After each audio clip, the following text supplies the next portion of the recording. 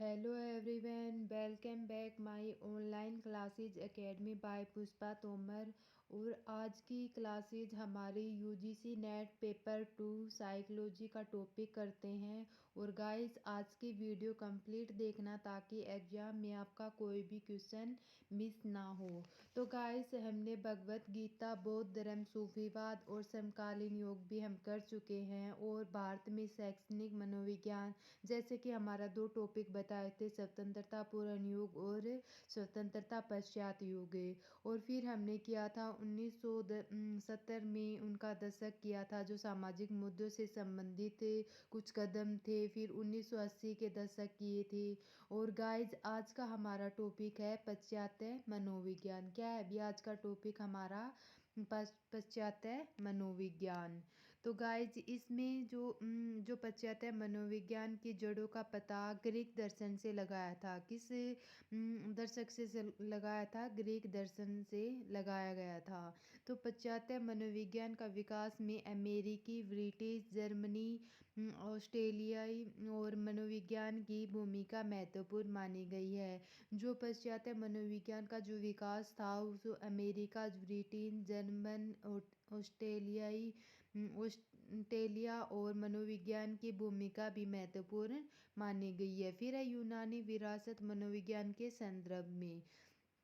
मानव सभ्यता के इतिहास पर ध्यान दिया जाए तो स्पष्ट होता है कि मानव प्रकृति और उसके व्यवहार का क्रमबद्ध अध्ययन पश्चिमी देशों एवं पूर्वी देशों दोनों तरफ लगाया। और 2 से 3 हजार पहले प्रारंभ हो चुका था। कब हो चुका था भी? जो यूनानी विरासत मनोविज्ञान के कुछ संदर्भ हैं, इन्होंने कहा है कि जो मानव सभ्यता के इतिहास पर काफ़ी ध्यान दिया गया है, तो उससे स्पष्ट यह होता है कि जो मानव प्रकृति एवं उसके व्यवहार का क्रमबद्ध अध्ययन पश्चिमी देशों एवं पूर्वी देशों दोनों, जो पश्चिमी देश हैं और पूर्वी देश, दोनों देशों की तरफ लगभग 2 से लेकर 3 हजार पूर्व प्रारंभ हो चुका था। फिर है यूनान, भारत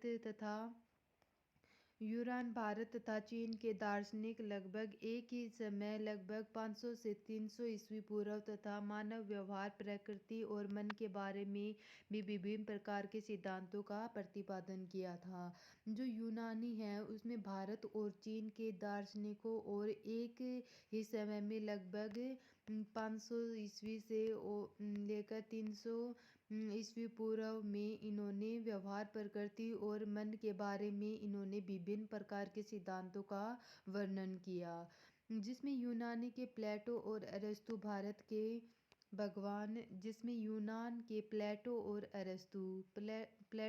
अरस्तु भारत के भगवान बौद्ध धर्म और चीन के कन्फ्यूशियन का नाम अति महत्वपूर्ण है। किसका भी? प्लेटो और अरस्तु का भगवान बुद्ध और चीन के कन्फ्यूशियन का नाम बहुत ही महत्वपूर्ण माना गया है। फिर है प्रारंभ में पूर्व वैज्ञानिक काल की शुरुआत यूनानी दार्शनिकों और अध्ययनों से प्रारंभ हुई मानी जाती है।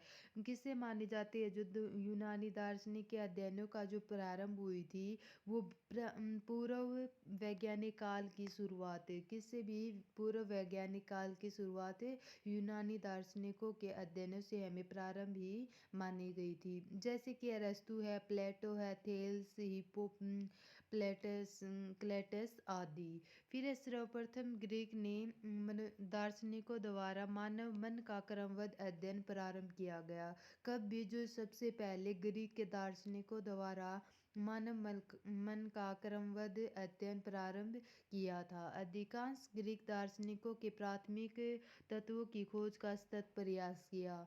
कब भी? जो अधिकांश ग्रीक दार्शनिकों के जो प्राथमिक तत्व हैं उनकी खोज का सतत प्रयास किया गया। उनके अनुसार सामान्यतः प्रत्येक वस्तु उन्हीं तत्वों से बनी होती है। किससे भी? जो प्लेटो और अरस्तु है, इन्होंने उनके अनुसार सामान्य जो प्रत्येक वस्तु है इन्हीं तत्वों से बनी होती है। थेल्स का मत है कि एक तथ्य है, जल एक तथ्य है। जो थेल्स है वो क्या कहता है कि जल एक तथ्य माना गया है। और डेमोक्रिट्स का कहना है कि अणु एक तथ्य है। जो थेल्स क्या बोलता है कि थेल्स तो कहता है कि जल एक तथ्य माना गया है। और जो डेमोक्रिट्स है उसका क्या कहना है कि अणु एक तत्व है। क्या भी अणु एक तत्व है। हिप्पोक्रेट्स इन एम्पोडोलियन ने 4 तत्वों को सिद्धांत में विकसित किया। कितने तत्व भी 4 तत्वों का इन्होंने विकसित किया। जल, अग्नि, और वायु, पृथ्वी। कौन कौन से थे भी 4 तत्व? जल, अग्नि, वायु और पृथ्वी। इन्होंने किसके तत्व में भी ये हिप्पोक्रेट्स और एम्पोडियलिक ने इन्होंने 4 तत्वों के सिद्धांत को विकसित किया था। कौन कौन से? जल, अग्नि, वायु एवं पृथ्वी। फिर है प्लेटो। प्लेटो ने क्या कहा है कि प्लेटो ने एक द्वैतवाद के सिद्धांत का प्रतिपादक माना गया है। किसका भी? जो द्वैतवाद के सिद्धांत का प्रतिपादित माना गया है। किसको भी? प्लेटो को। तो उनके मानव के 2 भागों में बांटा जाता है, शरीर और आत्मा। किस किस को भी? प्लेटो, शरीर और आत्मा।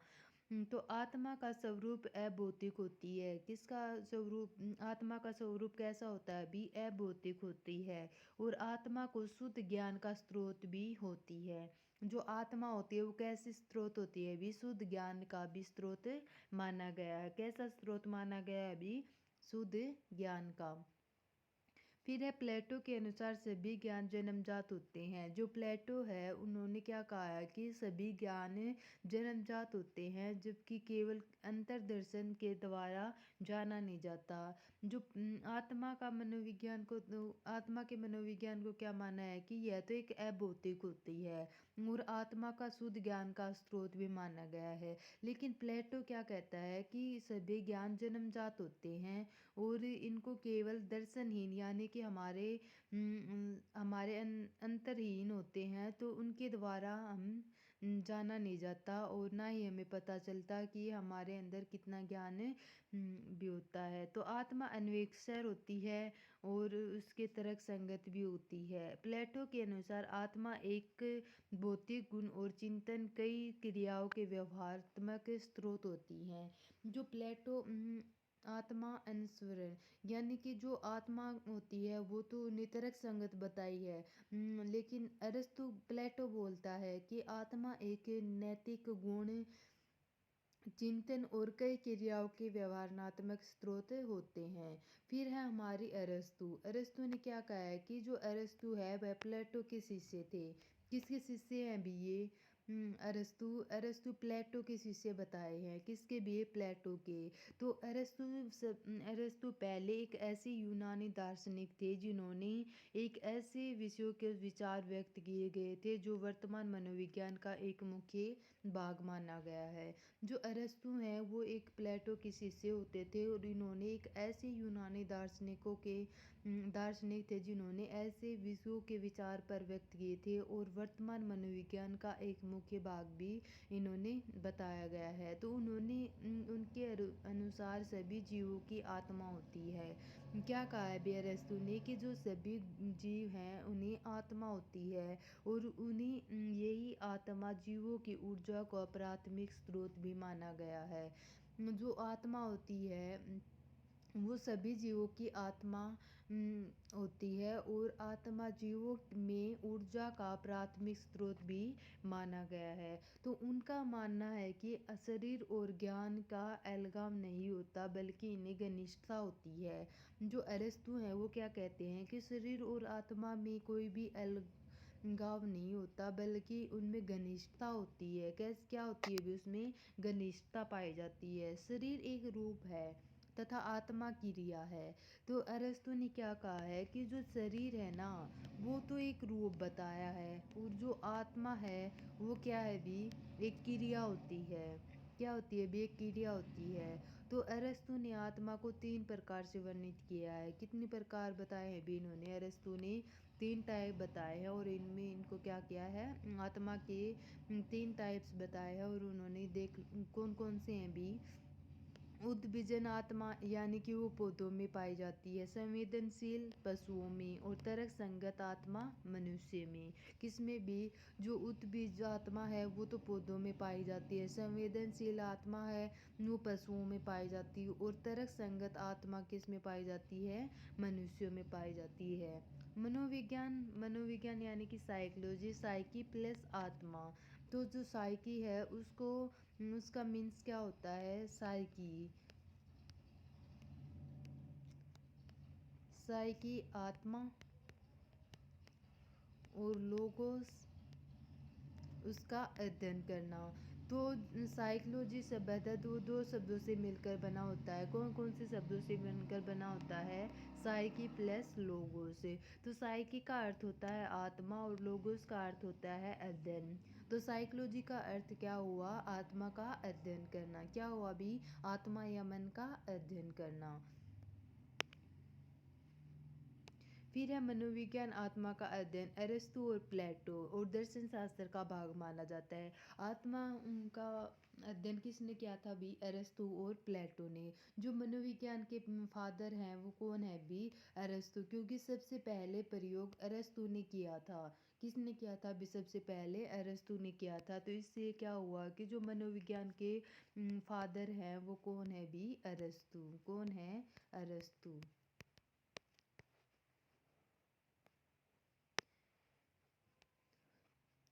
फिर जो मनोविज्ञान मन का अध्ययन, मनोविज्ञान मन का अध्ययन 17 से 18 उसमें माना जाता है, सेंचुरी में। तो जो 17 सेंचुरी है उसमें क्या कहा है कि 17 में जो 4 सेंचुरी में बांटा गया है। कौन कौन से सेंचुरी में बांटा गया है, आत्मा का विज्ञान, मन का विज्ञान, चेतना का विज्ञान, और व्यवहार का मनोविज्ञान।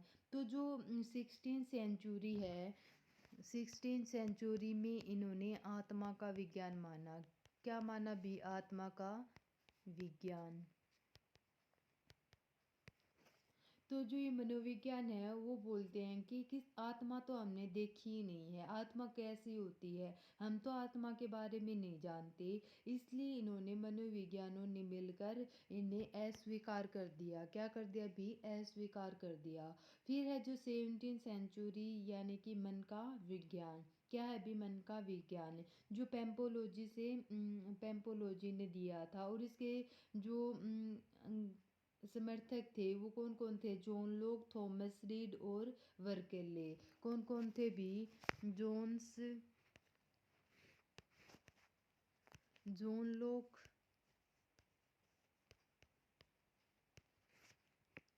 थॉमस रीड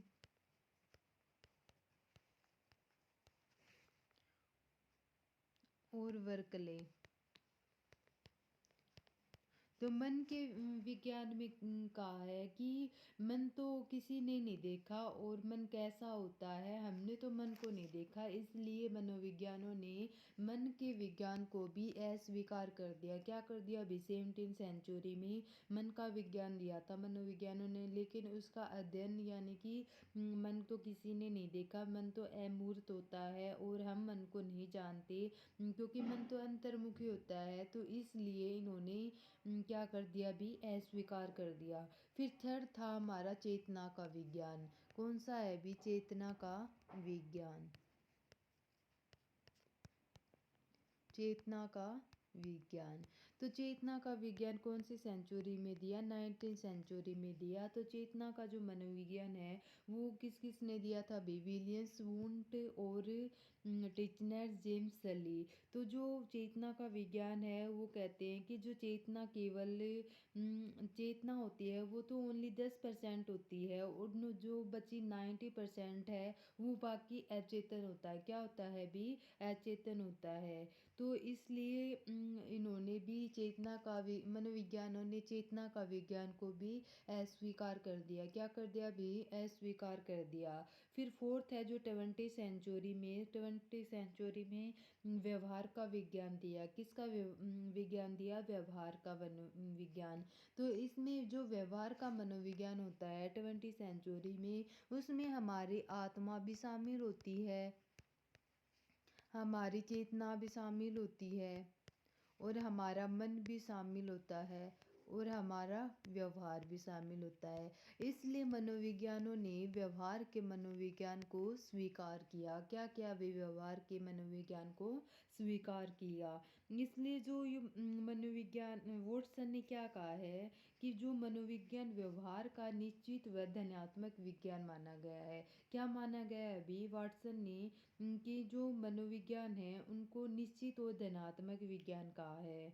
जो वुडवर्थ है, वुडवर्थ ने इनकी क्या परिभाषा दी है कि जो मनोविज्ञान ने सबसे पहले आत्मा का त्याग और फिर मन का त्याग और फिर चेतना का त्याग और फिर उन्होंने व्यवहार के रूप में अपनाया है। जो वुडवर्थ है उन्होंने किस किस को वो किया है अभी, जो हमारे आत्मा को त्यागा यानी कि आत्मा को अस्वीकार कर दिया, फिर मन को भी अस्वीकार कर दिया, फिर चेतना को भी अस्वीकार कर दिया और फिर किसको अपनाया है अभी, व्यवहार के मनोविज्ञान को। मैकडूगल ने क्या परिभाषा दी है कि जो सजीव प्राणियों का सकारात्मक कहा और वह 1908 में उन्होंने व्यवहार शब्द का भी प्रयोग किया। कब किया भी, 1908 में व्यवहारवाद शब्द का इन्होंने प्रयोग किया। कब भी, 1908 में व्यवहार शब्द का इन्होंने प्रयोग किया। फिर मन ने क्या कहा कि जो आधुनिक मनोविज्ञान का संबंध व्यवहार की वैज्ञानिकता की खोज होती है। किसकी खोज होती है भी, व्यवहार की वैज्ञानिक खोज होती है।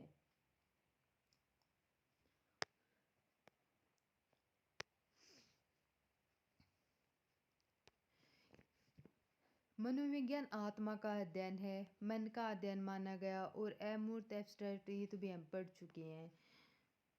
फिर है जो 1879 में लिप्जिंग विश्वविद्यालय ने कार्ल मार्क्स विश्वविद्यालय में इनकी सबसे पहली प्रयोगशाला शुरू हुई। कब हुई भी, 1879 में।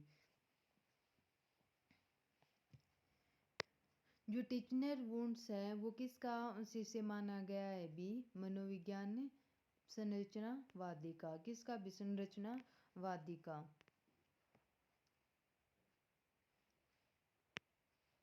फिर है मनोविज्ञान के संप्रदाय।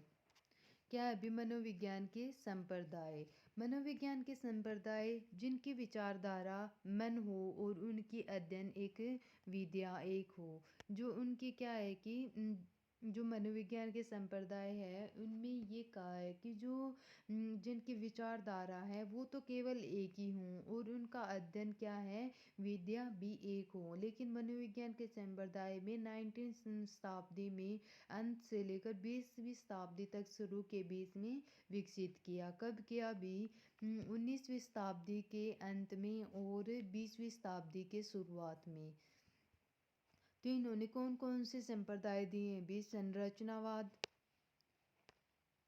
संरचनावाद, प्रकार्यवाद, व्यवहारवाद, समग्रवाद, विश्लेषणवाद, मानवतावाद, संज्ञानवाद और ह्यूमरिक को। ये क्या है भी, इनके मनोविज्ञान के संप्रदाय हैं। कौन कौन से भी, संरचनावादी, प्रकार्यवाद, व्यवहारवाद, समग्र और मनोविश्लेषणवाद, मानवतावाद, संज्ञानवाद और ह्यूमरिक। जो संरचनावाद है इन्होंने फर्स्ट टॉपिक क्या है हमारा, संरचनावाद। तो संरचनावाद क्या है कि मनोविज्ञान एक उद्भव प्राचीन दर्शन शास्त्र से हुआ है। किससे हुआ है भी, दर्शन शास्त्र से हुआ है। 1879 में जर्मनी के विलियम्स वुंट ने लिप्जिंग यूनिवर्सिटी के इन्होंने क्या किया, सबसे पहले प्रयोगशाला स्थापित की। कब की भी, 1879 में। कब भी, 1879 में। किसने, विलियम्स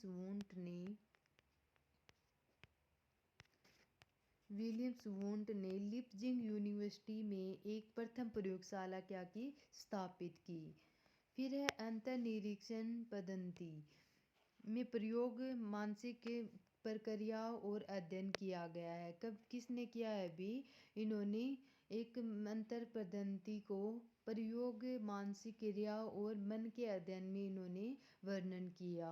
तो जो ये संरचनावादी है वो कौन है भी, इनका जो मनोविज्ञान का जो प्रयोगात्मक बनाया था, और इन्होंने 1818 में इनका अलग सब्जेक्ट बनाया, किस किस का भी मनोविज्ञान का अलग सब्जेक्ट बनाया। तो सबसे पहला और प्राचीन संप्रदाय कौन सा है, हमारा संप्रदाय। और इन्होंने तीन तत्व बताए हैं। कौन कौन से तीन तत्व बताए हैं भी, जो ये संरचनावाद है, तो इन्होंने तीन तत्व बताए हैं। किसने भी, मनोविज्ञान की विषय वस्तु ने, चेतना ने इनको तीन तत्व बताए हैं। तो कौन कौन से हैं भी तीन तत्व, संवेदना, भाव और प्रतीक। कौन कौन से हैं भी, संवेदना, भाव और प्रतीक। तो ये चेतना के कितने तत्व हैं, तीन तत्व है। तो इन्होंने कहा है कि ज्ञान तो विद्यमान होता है, विश्वसनीय भी होता है, और उनको प्राप्त करना ही एक अधिगम है, और उनका विरोध भी करता है। तो एक अंतर्निहित जो संरचनावादी है वो एक अंतर्निरीक्षण विधि पर भी बल देता है। किस पर बल देता है भी, अंतर्निरीक्षण विधि पर भी बल देता है। इन्होंने अमूर्त चीजों पर भी ध्यान दिया है, और विषय वस्तु आत्मा थी, इसलिए इसलिए इन्होंने क्या कर दिया, नकार दिया। तो टिचनर एवं एडवर्ड संरचनावादी मनोविज्ञान थे। कौन थे भी, टिचनर और एडवर्ड संरचनावादी मनोविज्ञान थे। फिर सेकंड हमारा प्रकार्यवाद। कौन सा है भी सेकंड, हमारा प्रकार्यवाद है। तो इसने किसने दिया था भी, ये विलियम्स वुंट। और जो संरचनावादी थे वो विलियम्स वुंट ने दिया था, और जो ये प्रकार्यवाद है ये विलियम्स जेम्स ने दिया है। तो जो प्रकार्यवाद है, इनके कई मनोविज्ञान इनके मतलब शामिल हुए हैं, जॉन डेवी, एन थिल, थॉर्नडाइक, और विलियम्स जेम्स ने 1879 में इनको विलियम जेम्स ने प्रकार्यवाद को शामिल किया। फिर ये क्या कहता है कि जो मनोविज्ञान की विषय वस्तु चेतना के कार्यों और मन के व्यवहार का कार्य करना अध्ययन करता है। किसका अध्ययन करता है भी, चेतना के कार्य और मन और व्यवहार के कार्यों को शामिल करता है। तो इसमें क्या कहा है कि जो लिप्जिंग यूनिवर्सिटी के प्रयोगशाला स्थापित की गई थी। ठीक उसे तुरंत बाद अमेरिका में ग्रेविज मैसाचुसेट्स और एक प्रयोगशाला स्थापित की। कब की भी, इन्होंने जो लिप्जिंग यूनिवर्सिटी में प्रयोगात्मक स्थापित की, और उन्होंने अमेरिका में ग्रेविज मैसाचुसेट्स और एक प्रयोगशाला को क्या किया, इन्होंने स्थापित किया। फिर है मानव मन के अध्ययन के लिए एक उपागम का विकास किया गया।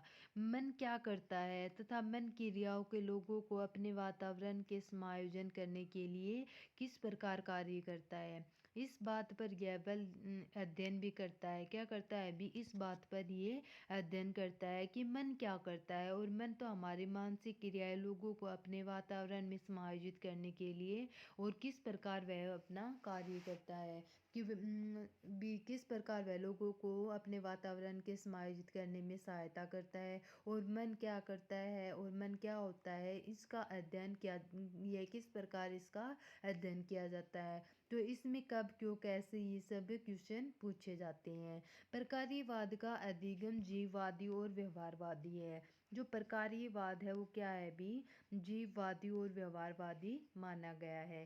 प्राचीन मनोविज्ञान, बाल मनोविज्ञान, शैक्षिक मनोविज्ञान और मानसिक शक्तियों पर भी इन्होंने बल दिया है।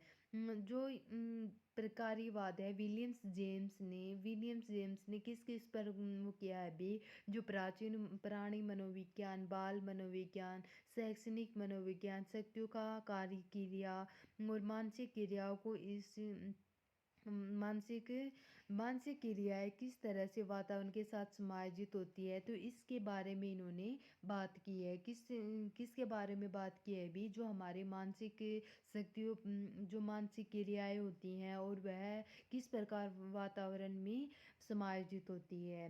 मन के अध्ययन के लिए जीव विज्ञान प्रकृति का ध्यान दिया। किसका ध्यान दिया अभी? मन के अध्ययन के लिए जीव विज्ञान की प्रकृति पर भी इन्होंने ध्यान दिया है। बालक पर ध्यान केंद्रित करना, अधिगम की प्रक्रिया पर ध्यान दिया और अंतः निरीक्षण पद्धति की तुलनात्मक निरीक्षण पद्धति के साथ साथ अन्य पद्धतियों का भी इन्होंने उपयोग किया। किस किस पर भी? जो अंतः निरीक्षण पद्धति और तुलनात्मक निरीक्षण पद्धति के साथ साथ इन्होंने अंतः पद्धतियों का भी इन्होंने क्या किया? इसका प्रयोग किया।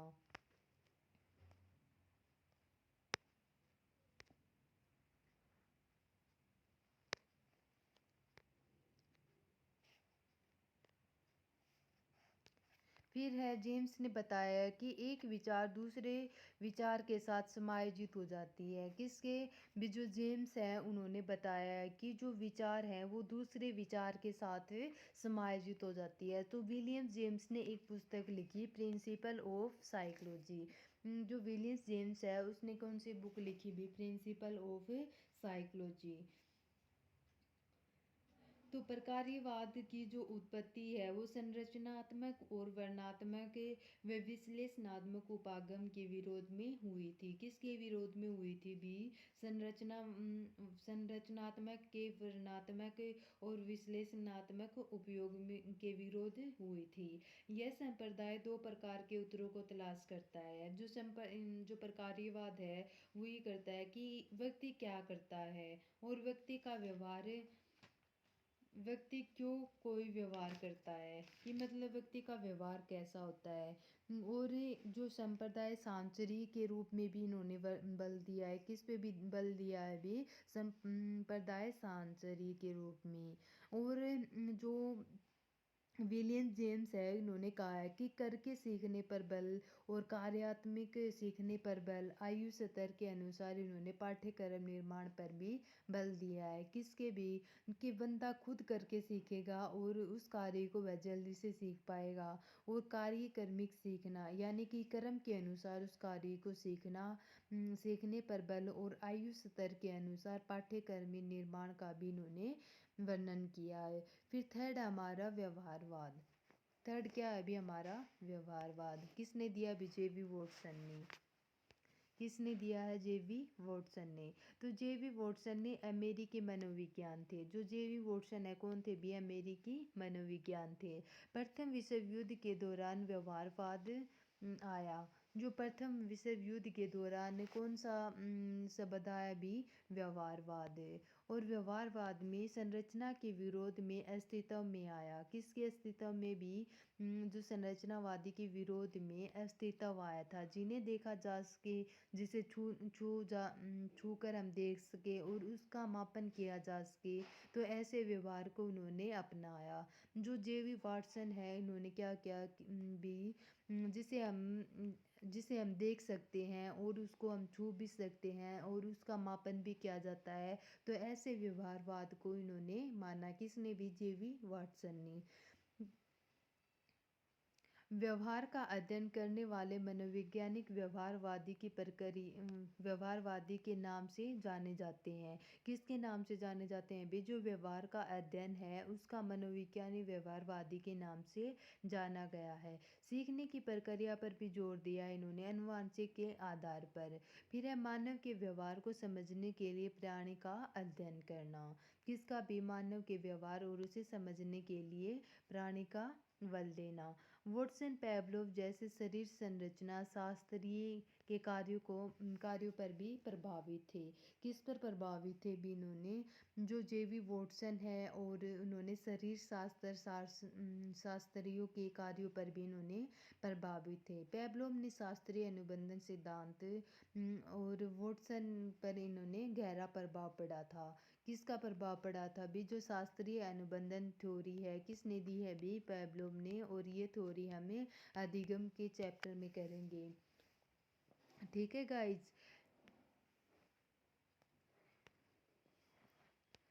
लर्निंग, मोटिवेशन और रेनफोर्समेंट यानी कि अधिगम, अभिप्रेरणा और पुनः बलन पर भी इन्होंने बल दिया है।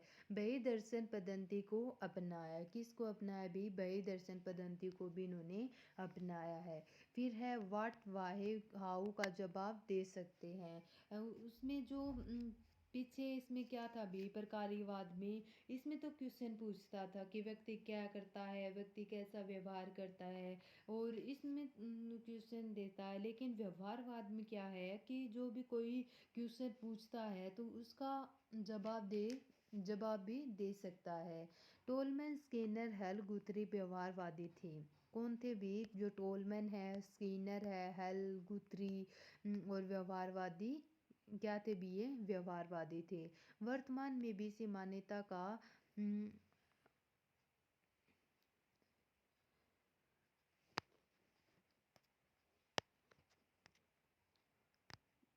वर्तमान में भी इसी मान्यता का क्या किया है भी? वैलिड मानी गई है। कैसी मानी गई है भी? इन्होंने स्वीकार किया है। और व्यवहारवाद के दो भागों में इनको क्या किया? विभाजित किया। व्यवहारवाद ने दो भागों में क्या किया? इन्होंने बांटा गया है। कौन कौन से? प्रारंभिक और उत्तरदायी। कौन कौन से भी? प्रारंभिक और उत्तरदायी, प्रारंभिक और उत्तरदायी। तो प्रारंभिक व्यवहारवादी में Karl Lashley, Herbert P Weiss, Walter S Hunter और एडविन वी बोल्ड। और उत्तरदायी ने Edwin R Guthrie, Clark, Hull, B F Skinner, E C Tolman, J R Kantor. तो वुडसन ने व्यवहारवादी की प्रारंभिक विशेषताएं दी। जो व्यवहारवादी की प्राथमिक व्यवहारवादी हैं उसकी क्या क्या विशेषताएं हैं भी? व्यवहार का अध्ययन करना, प्रचलित विधियां, प्रयोगन परीक्षण, अनुबंधित प्रतिवर्त विधि और परीक्षणकारी विधि, शाब्दिक विधि। तो इन्होंने किस किस पर बल दिया भी? अभिकृत पे, आंकड़ों की प्राथमिकता, अनुबंधन पर, चयनात्मक प्रक्रिया होती है, मन शरीर से संबंधित समस्याओं से घिरा होता है। फिर है वुडसन के व्यवहार में द्वितीयक विशेषताएं, भाषा विकास, प्रकारीवाद और पर्यावरणवाद और निर्धारिता। फिर है उत्तर व्यवहारवाद। उत्तर व्यवहारवाद को नव्य व्यवहारवादी भी कहा जाता है और इसने किसको दिया है भी? एडविन आर गुथरी ने। तो इसके कुछ तत्व हैं: सामयिकता द्वारा सीखना, अभिप्रेरणक, पुरस्कार एवं दंड के द्वारा सीखना, और विलोपन, विस्मरण, आदतों को छोड़ना, और पूर्व कथन एवं निर्णय। फिर फोर्थ है हमारा समग्रवाद। फोर्थ कौन सा है भी हमारा? समग्रवाद। समग्रवाद किसने दिया है भी? गेटाल्टवाद ने। और गेटाल्टवाद जर्मनी शब्द है। तो गेटाल्ट शब्द को किसका शब्द है भी? जर्मन का शब्द है, जिनका मतलब संपूर्णता और समग्रता होता है। क्या होता है भी? संपूर्णता और समग्रता होता है।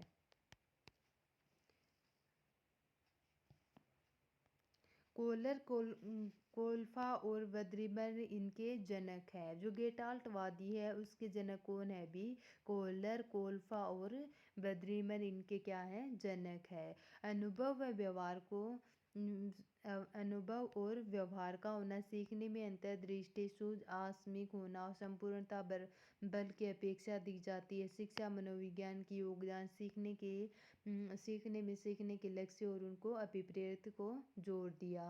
तो जो समग्रवाद है इन्होंने क्या कहा है कि जो सीखने पर बल देना, सीखने में अंतर्दृष्टि, सूझ आकस्मिक होती है और संपूर्णता पर बल देने की अपेक्षा दी जाती है, सीखने के लक्ष्य और अभिप्रेरित पर जोर दी जाती है। फिर क्या है कि जो अधिगम है और हमारी चिंतन है और हमारी स्मृति को भी शिक्षा का, मनोविज्ञान का योगदान माना गया है। किसका योगदान माना गया है अभी? जो लर्निंग यानी कि अधिगम, थिंकिंग, हमारी अधिगम, चिंतन, स्मृति को शिक्षा, मनोविज्ञान का योगदान माना है। और कोलर ने 1599 में गेटाल्ट साइकोलॉजी बुक लिखी थी। अलग अलग हिस्सों में समाधान भी परंतु समग्र रूप में होता है। फिफ्थ है हमारा मनोविश्लेषणात्मक। फिफ्थ हमारा कौन सा है अभी? मनोविश्लेषणात्मक। तो मनोविश्लेषणात्मक किसने दिया है अभी? सिगमंड फ्रायड ने। किसने दिया है अभी? सिगमंड फ्रायड ने। और इनकी शताब्दी कब थी? 20वीं शताब्दी में इन्होंने सिगमंड फ्रायड ने दिया। और ऑस्ट्रेलिया में इनका जन्म हुआ। जो सिगमंड फ्रायड है उसका जन्म कहाँ पे हुआ था? ऑस्ट्रेलिया में। वियना के चिकित्सक थे। यह किसके चिकित्सक हैं? वियना के चिकित्सक। और अचेतन पर जोर दिया और मन की 3 अवस्थाएं बताई हैं, चेतन मन, अचेतन मन और अर्धचेतन मन। कितनी अवस्था बताई है अभी इन्होंने? चेतन मन, अचेतन मन और अर्धचेतन मन। तो अचेतन का अभ्यास, संपन्न विश्लेषण और मुख साहचर्य वाले शब्द प्रवाह।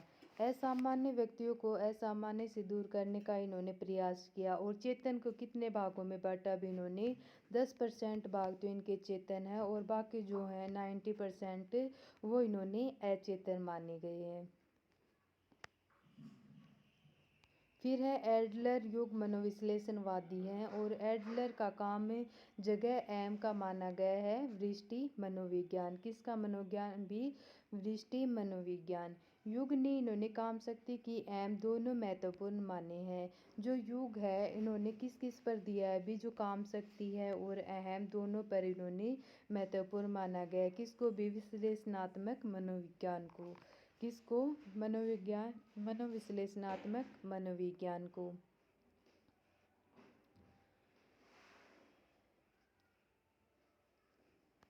यह एकमात्र ऐसा संप्रदाय है जिसकी स्थापना किसी भी विश्वविद्यालय से परिसर में न होकर किसी नैदानिक परिसर में हुई है। और आईडी में ईगो दोनों के बीच की स्थिति और अहम सुपर यानी कि वह विकास की अवस्था। इन्होंने 5 अवस्था बताई है: मुख्यावस्था, गुदावस्था और लिंग अवस्था और सुपावस्था और ज्ञानेंद्रियावस्था। फिर सिक्स्थ है हमारा मानवतावादी। सिक्स्थ हमारा कौन सा है अभी? मानवतावादी। इसको हम अस्तित्ववादी भी बोलते हैं। तो इसके जो मानवतावादी के संप्रदाय कौन थे भी? मैस्लो, आलपोर्ट, कार्ल रोजर्स मानवतावादी थे। मानव मूल्यों और चिंताओं पर ध्यान केंद्रित करने वाले दर्शन अभ्यास दृष्टिकोण थे। मानव उद्देश्य पूर्ण कार्य पर करता है, नैतिकता और न्याय का विपक्ष लेते हैं। और पुनः जागरण के दौरान एक औरत ने अपनी खाने के लिए बच्चे के बीच मैस्लो की बीमारी थी और उस महिला को सामने सुविधा थी। नैतिकता का विकास सिद्धांत किसने दिया है? नैतिकता का सिद्धांत मैस्लो ने दिया है। और इन्होंने 5 आवश्यकता बताई है। सीलगुल का सिद्धांत आलपोर्ट ने। तो 5 अवस्था थी, वो कौन कौन सी थी भी? शारीरिक अवस्था यानी कि जल और पानी की आवश्यकता होना, फिर सुरक्षा आवश्यकता, सामाजिक सम्मान पाने की और आत्मसिद्धि की अवस्था। किसकी भी? आत्मसिद्धि की अवस्था। तो कोई भी व्यक्ति होता है, इन्होंने जल की भी आवश्यकता होती है। और फिर उन्होंने एक मतलब जीवन यानी कि उन्होंने सेफ्टी भी चाहिए होती है। और फिर प्रेम और स्नेह भी की आवश्यकता भी होती है। और फिर प्रेम व स्नेह होने के कारण उन्हें सम्मान पाने की भी आवश्यकता होती है। और फिर वह व्यक्ति बन जाता है जो कि उन्होंने जो बनना चाहता है। फिर है हमारा 7 पराव्यक्ति मनोविज्ञान। पराव्यक्ति मनोविज्ञान यह मनोविज्ञान का अपक्षेत्र है और यह एक स्कूल है। जो पराव्यक्ति मनोविज्ञान है, इन्होंने क्या कहा है कि जो मनोविज्ञान एक उपक्षेत्र या स्कूल है जो आधुनिक मनोविज्ञान के ढांचे के साथ साथ मानव अनुभव के आध्यात्मिक और परागमन पहलुओं का भी एकीकृत किया है। तो इसमें इसके पहलू कौन कौन से हैं भी? आत्मविकास, अहंकार के परे आत्मशिखर, रहस्यमय अनुभव, व्यक्तिगत अनुभव, आध्यात्मिक संकट और आध्यात्मिक विकास, धार्मिक रूपांतर, चेतना में परिवर्तित अवस्थाएं और आध्यात्मिक अभ्यास आदि मुद्दे भी शामिल होती हैं। फिर 8 है हमारा बहुसंस्कृतिवाद। 8 कौन सा है अभी? हमारा बहुसंस्कृतिवाद।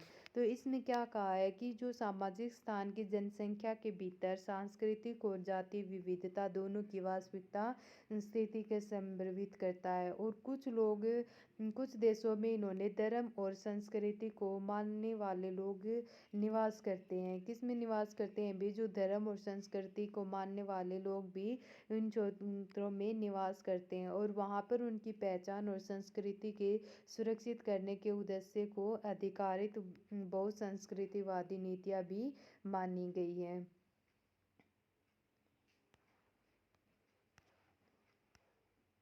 तो गाइस ये था हमारा टॉपिक आज का 75 मनोविज्ञान। गाइस अगर आज की क्लासेस पसंद आई हो तो प्लीज़ चैनल को लाइक सब्सक्राइब और शेयर कर देना ताकि आने वाली हर क्लासेस का नोटिफिकेशन आपको मिलता रहे।